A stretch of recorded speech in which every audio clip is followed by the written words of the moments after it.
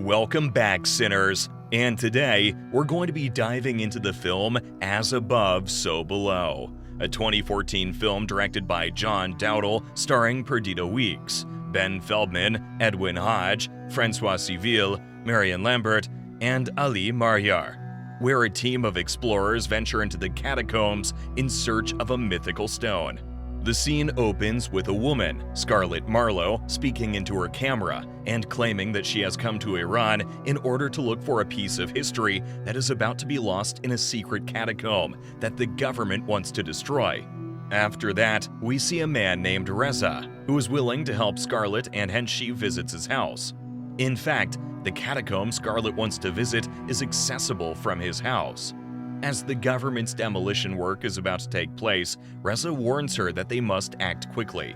Reza and Scarlett descend, but they soon discover that there are soldiers as well. They wait until the soldier departs and continue moving forward. Reza is afraid of his family and wants to leave, but Scarlett begs him to stay a little longer. After going some distance, they discover the inscription Scarlett was anticipating. She starts reading it and is astounded by what she discovers. She then takes a chisel and starts cutting the stone. After knocking it down, she finds a bull statue called the Rose Key, and it has markings all over it. While this happens, the siren sings, indicating that the blast is about to happen soon. Reza urges them to leave right away, but Scarlett objects, saying her father spent his entire life looking for this. As the blasting starts, she quickly videotapes the rest of the statue and runs to the entrance. On her way, she finds someone hanging, and before she finds out who he is, the bomb goes off and she runs back to the entrance, where Reza helps her to get out. After coming out, Scarlett explains to him that she managed to capture the markings on film, and that the next step is to complete her father's work. Reza warns her not to seek out the Philosopher's Stone because her father sought it, and his quest led to madness. Later, her cameraman Benji conducts an interview with Scarlett.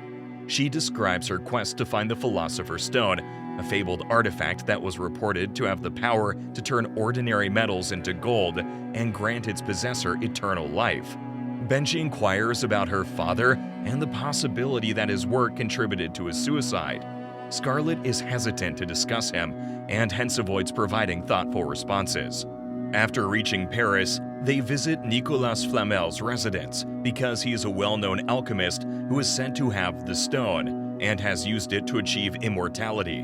When they arrive at Flamel's crypt, Scarlett explains to the camera that grave robbers had attempted to steal the stone by breaking open the coffins of Flamel and his wife, but that neither had been filled with anything other than bodies. Scarlett's father believes that the location of the stone is hidden on the gravestone of Flamel, and she tries to find it. But she doesn't know the language to translate it, and hence decides to meet a person called George, someone who knows the language. They find George at the top of the church clock tower, repairing the clock. George is not pleased to see her, telling Benji that the last time he and Scarlett were together, he was imprisoned in a Turkish prison. Scarlett informs him that she has discovered the Rose Key and needs his assistance in translating. George is shocked that she put herself in such danger after learning that she traveled to Iran alone. They return to Flamel's tomb at night and examine the gravestone. They make several attempts to translate the markings, but find nothing. Scarlett then thinks there must be something behind the stone, and they examine the stone's reverse, but still discover nothing. Later, Scarlett finds out it is concealed by chemical reactions, so she mixes up chemicals and lights it to reveal a message that serves as their next hint to the stone.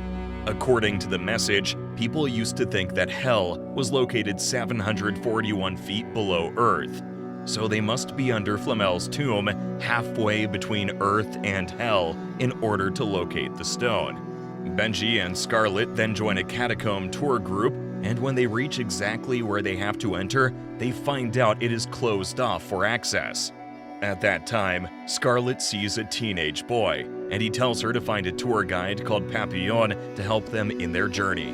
Meanwhile, their catacomb tour guide sees them falling behind and urges them back to the group.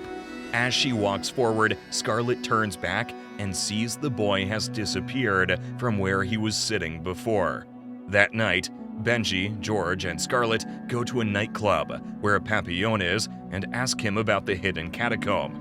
Though he is unconvinced initially, Papillon agrees to help them when she promises him half of the treasure in the hidden catacomb. The following morning, the group prepares for their trip with Papillon and his two other friends, Suxi and Zed. As they get ready, George reminds Scarlett that he won't be joining them in the catacomb. However, Scarlett persuades him to at least follow them to the door. When they arrive, Benji activates the cameras on each of their lights, so they can capture every moment. A policeman who had been pursuing the group tackles Papillon as they get in one by one and a scuffle begins. In a panic, the group and George run into the tunnel to escape from the police.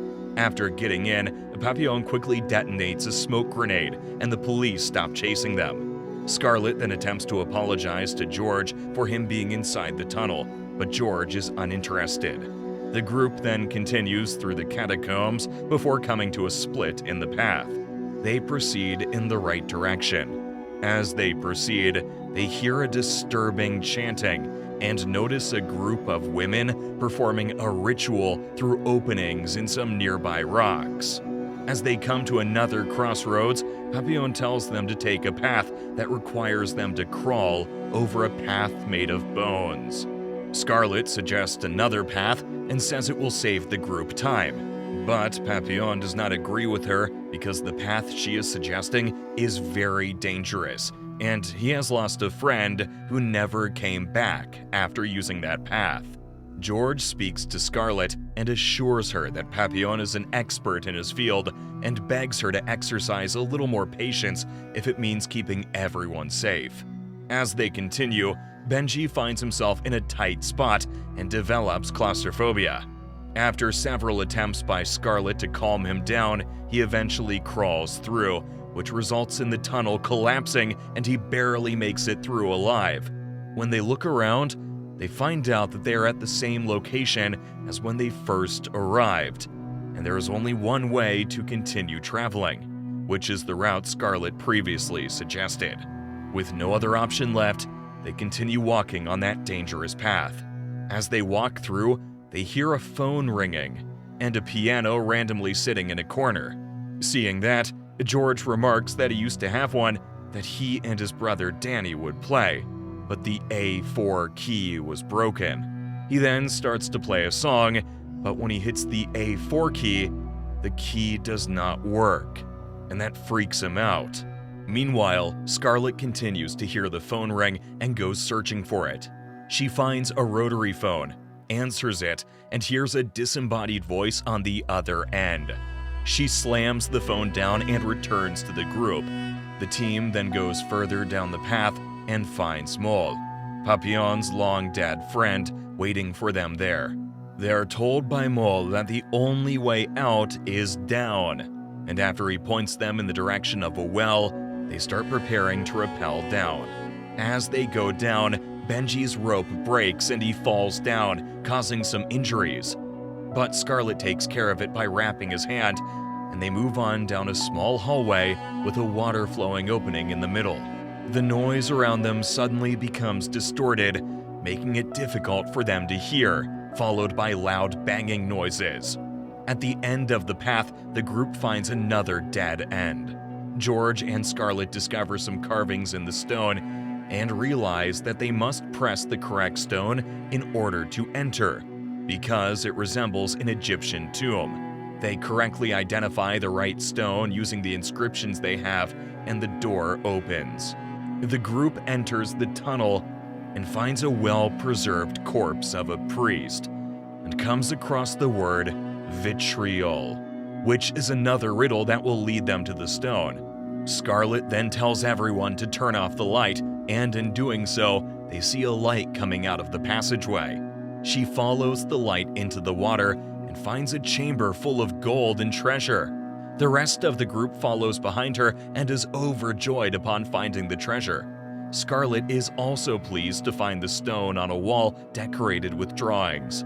After taking out the stone, Scarlet finds it amusing that a priceless object is situated next to a potential find of treasure.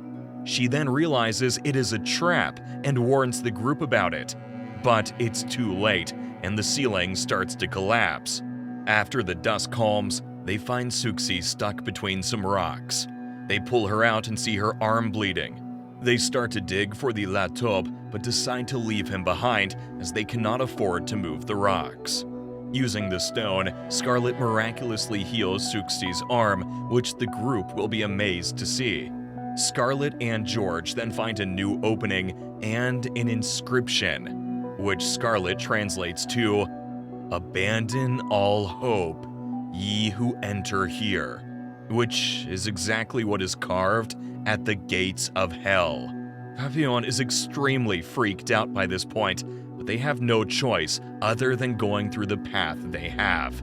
When they exit through the other side, they notice that the surroundings resemble the room they just left, but everything is turned around or in the opposite direction. Then Papillon notices that the entrance they used has completely vanished. Suxi then sees La Taupe and tries to approach him to see if he's okay. But he snaps, grabs her by the throat, slams her head into the ground, and then vanishes. Papillon begs Scarlet to use the stone to help Suxi, but it is too late because she has passed away. The group understands that everything they are going through right now is a reflection of what they have already done, and all they are doing is going deeper into the earth. The group then locates another well and descends by rappelling. Benji hears a baby cry as he prepares to descend, and as he turns around, the same woman he had been seeing repeatedly comes charging at him. He is startled and drops down the hole without his harness and hits the ground dead. Now that her expedition has already resulted in 2 fatalities, Scarlet is in absolute shock. George, however, yanks her along and insists that they must proceed regardless of what occurs. As they continue walking, George sees a reflection of his brother Danny drowning. He screams and tries to get his brother from there, but Scarlet stops him and calms him down, reminding him it's just a reflection. Crossing over the path, they see a car on fire with a young man inside it. Papillon looks at the car in shock and screams, "It wasn't his fault." Suddenly, a strong force pulls Papillon into the burning wreck, and the burning vehicle later rolls up into a ball and vanishes, leaving Papillon buried alive with his legs sticking out from the ground. Scarlet, George, and Zed are the only ones left alive as they continue down the catacombs.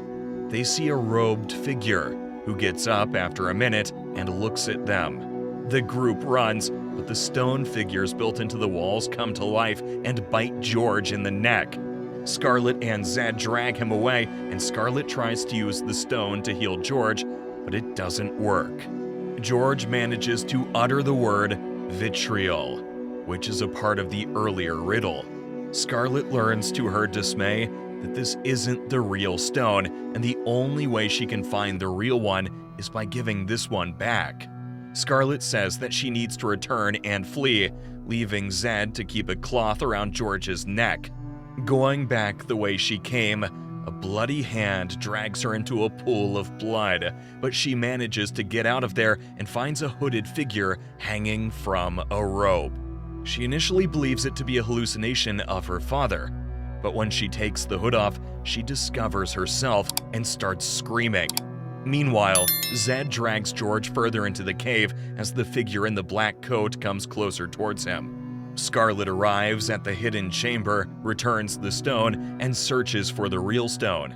When she looks at the wall, she notices a sizable gold orb in the middle. She removes some dust from it and then notices her own image.